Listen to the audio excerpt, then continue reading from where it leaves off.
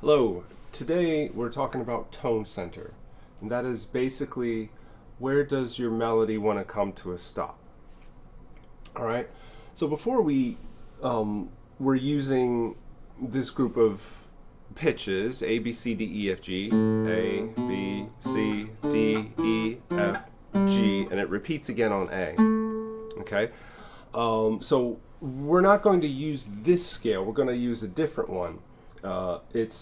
We use all the same pitches except this one we're going to start on C. Okay, so if we start on C and then go to D and E, F, G, A, B, C, then that's a different scale. Okay, that's what we call a C major scale. C, D, E, F, G, A, B, C. We can go up the scale and we could go down the scale.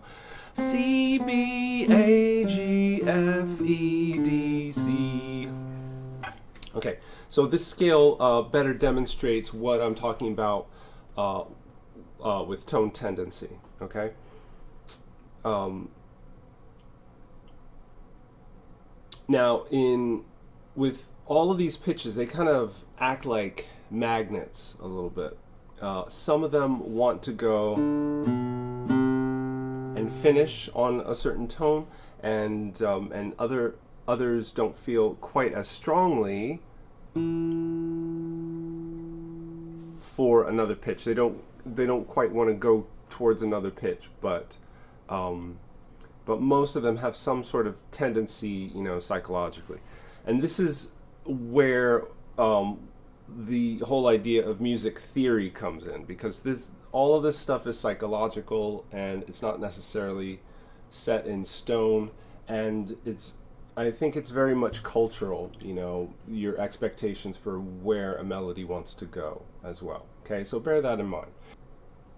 So a lot of Western music is based on the idea that if you play up this scale, C, D, E, F, G, A, B, that it doesn't sound finished until you play the C again. If you start on C, you end on the C, an octave above. And that's because this next to last tone, this B, B, C, B, C, has a very strong magnetic attraction. B is very much attracted to the C, and it makes your ear want to hear C more. Okay, so that's what we call a leading tone, because it leads your ear to the tone center.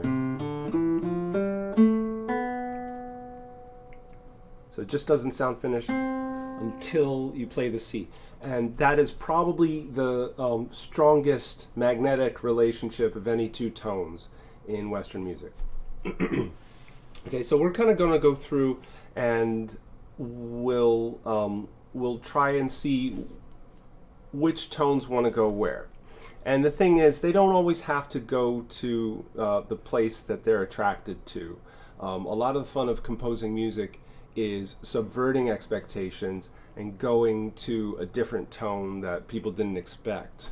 All right, so we talked about the leading tone, which is right below the tone center. If C is our tone center, then B is right below it, and B wants to go to C. Okay, but where does D want to go? Here's D. Well, a lot of people argue that D would want to go to C. But it doesn't have to. It can go to E. There's E. D, E. So is it more strongly attracted to C? Or is it more strongly attracted to E? It can kind of go either way. I might answer that it wants to go to C more, but that's my own personal preference. How about E? Where does E want to go?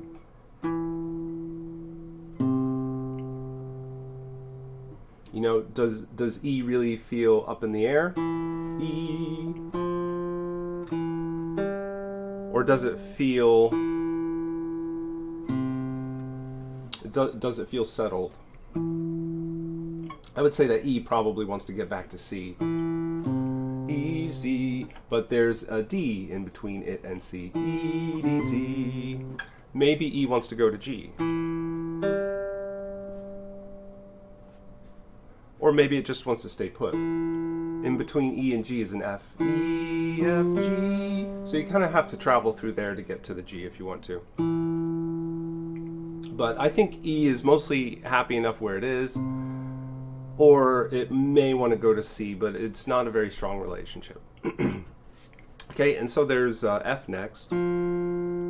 F. Does F want to go to G? Most of these notes want to go to a step up or a step down, but some of them, like the E, they might want to skip. F. Most will argue that F wants to go to E. Okay, in say like traditional Baroque music and classical music.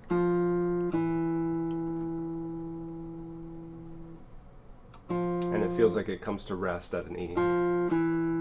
But it can go to G, of course. But then where does G want to go?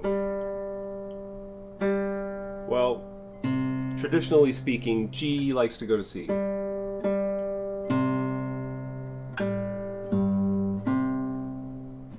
Or maybe G will go to E. But G doesn't feel quite settled if G goes to F. There's G to F. How about G to A?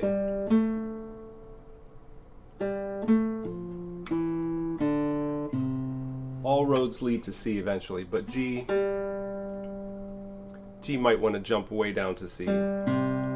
Anyway, that's the conventional thinking. All right, and then there's A. This is the last one we really need to discuss. My light's disappearing. A. Well, traditionally, we say that A wants to go to G.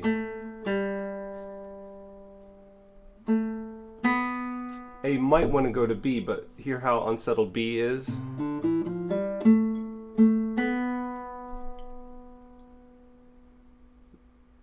So, ultimately, A might prefer to go to G.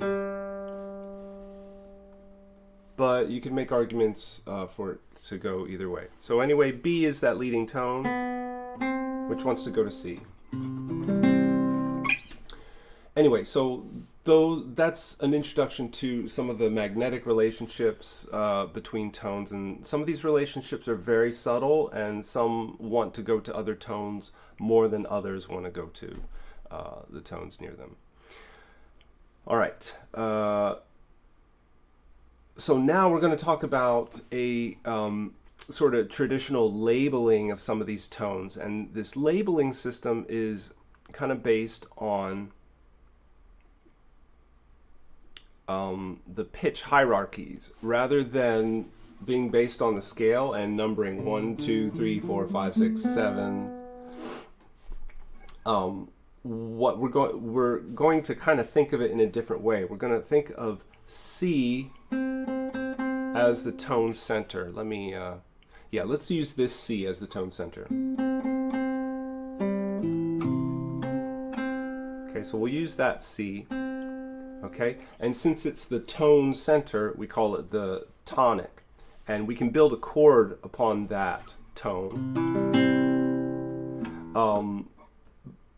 But this label very much identifies it. This label very much identifies the tone itself at the same time as it identifies the tone's chord that's based on it. Okay, so anyway, this is the tonic, gives us our most important tone.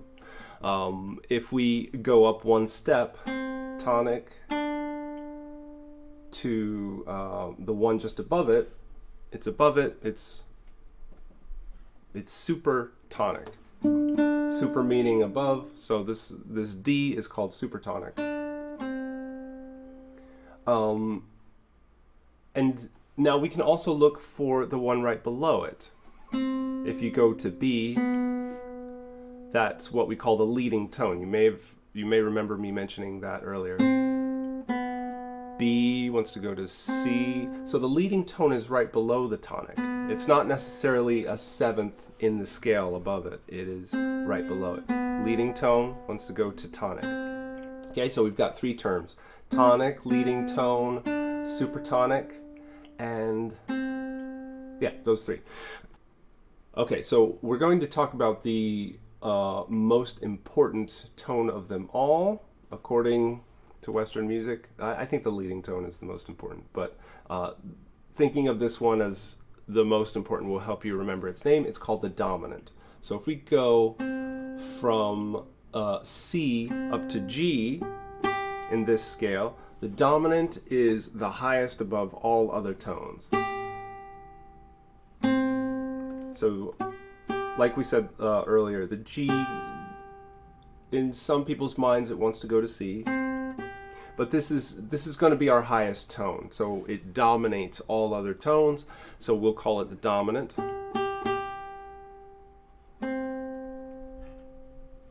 And likewise, in one respect, we have a dominant tone. We have a subdominant tone.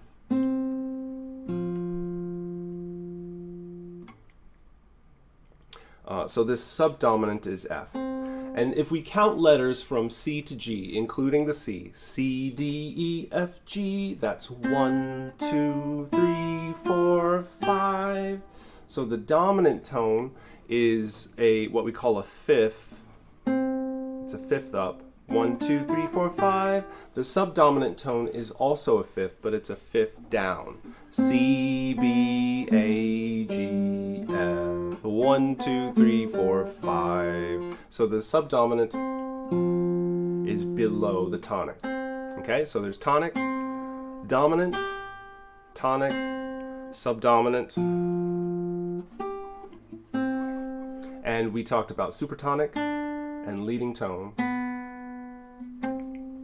Okay, there's just two more. Now, in between the dominant and the tonic tones is the mediant.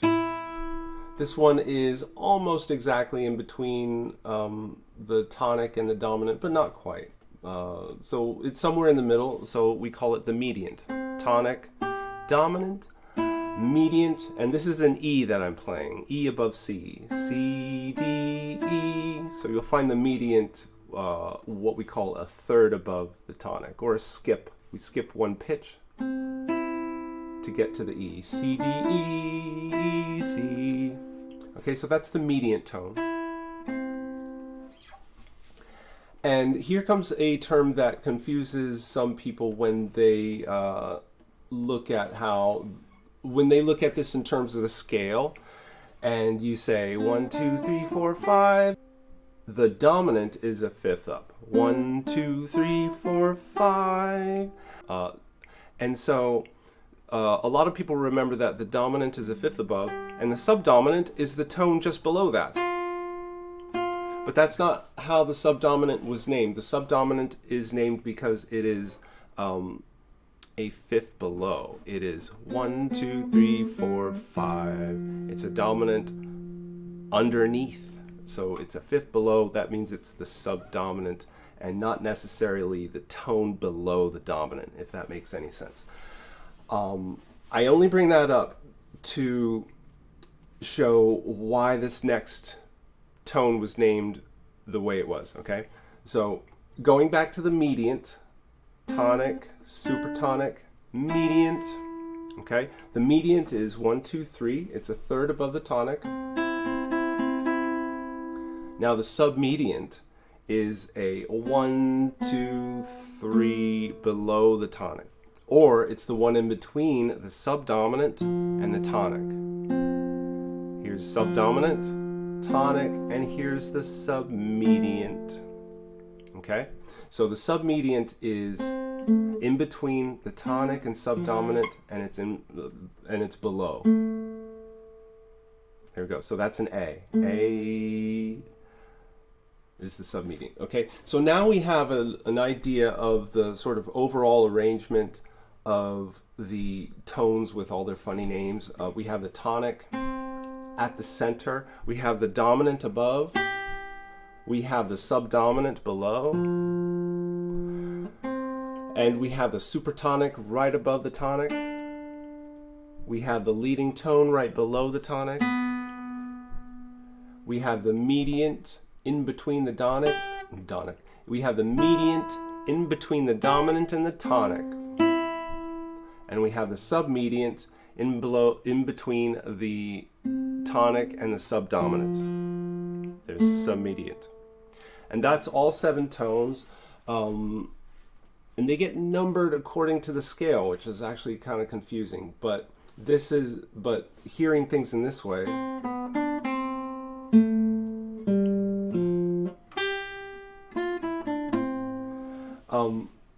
hearing things this way gives you an idea of what tone center is and where these sort of chord roots are placed in the minds of a Baroque composer or a classical composer.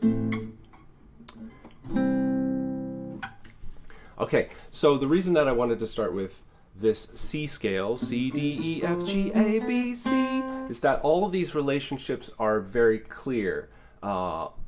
And when you start on a different pitch other than C, a lot of the relationships are weakened, especially the tone of the 7th going to the root. Okay, so let's say we use the A scale, the same pitches starting on A. A, B, C, D, E, F, G, A. Okay, there are some people that would argue that this G going to A, G, A, is not as strong as in C major our B going to C.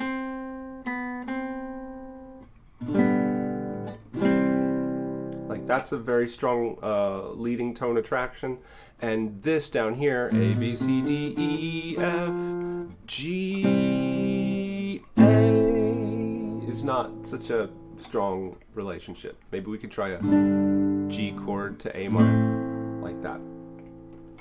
And so when you're writing music, it depends on what you want to have in there. You know, sometimes you don't want a very strongly attracted tone to go to the one that you expect. Sometimes you want those relationships a little bit weaker and a little bit thinned out, you know. Yeah, you can start on any pitch you like. This one was A, B, C, D, E, F, G, and then there's an A. And explore where you think this particular arrangement of tones wants to go. Where does the A want to go? Is it happy enough where it is? What about E?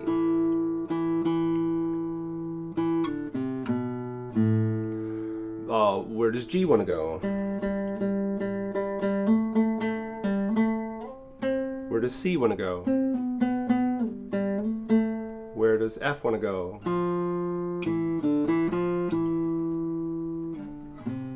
How about B? There's B.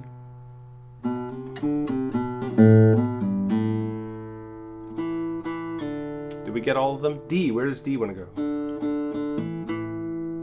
Does D want to go to E? Does D want to go to C?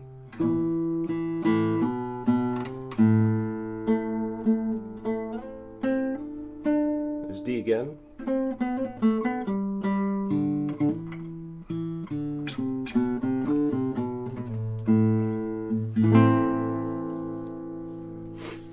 There we go. So this is what's known as a mode. We had the C major scale before, where C, D, E, F, G, A, B, C is how we play that.